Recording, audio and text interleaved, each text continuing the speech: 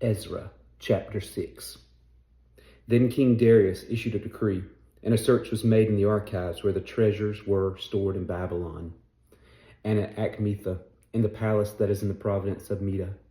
A scroll was found, and in a record was written thus: In the first year of King Cyrus issued a decree concerning the house of God at Jerusalem.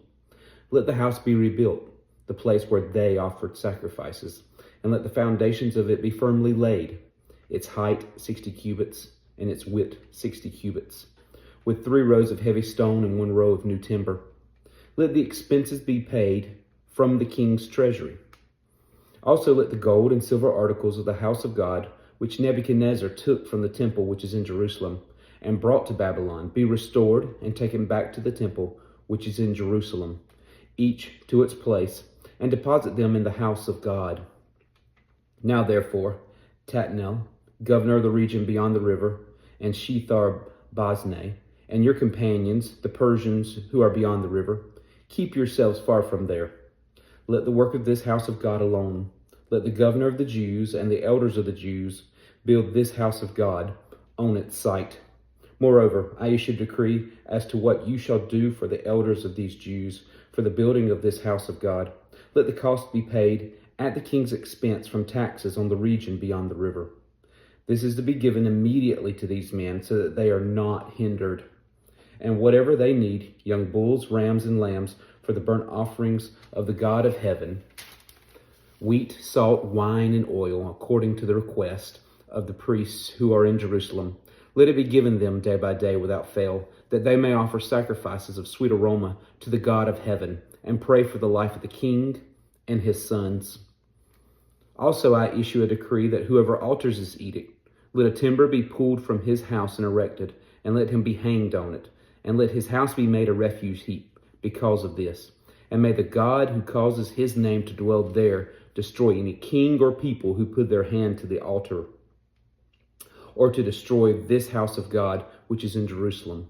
I, Darius, issue a decree. Let it be done diligently.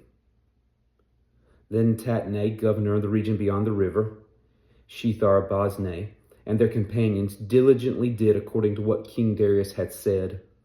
So the elders of the Jews built, and they prospered through the prophesying of Haggai the prophet and Zechariah the son of Iddo. And they built and finished it according to the commandment of the God of Israel, and according to the command of Cyrus, Darius, and Artaxerxes, kings of Persia.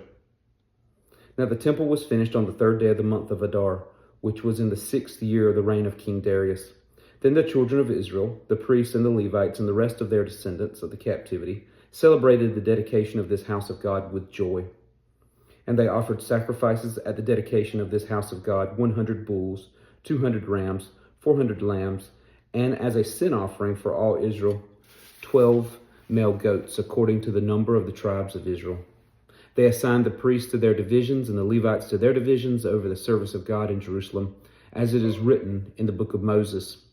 And the descendants of the captivity kept the Passover on the 14th day of the 1st month, for the priests and the Levites had purified themselves.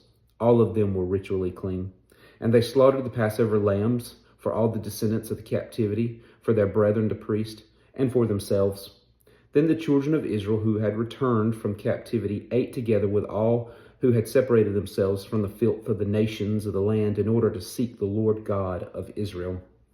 And they kept the feast of unleavened bread 7 days with joy, for the Lord made them joyful, and turned the heart of the king of Assyria towards them, to strengthen their hand in the work of the house of God, the God of Israel.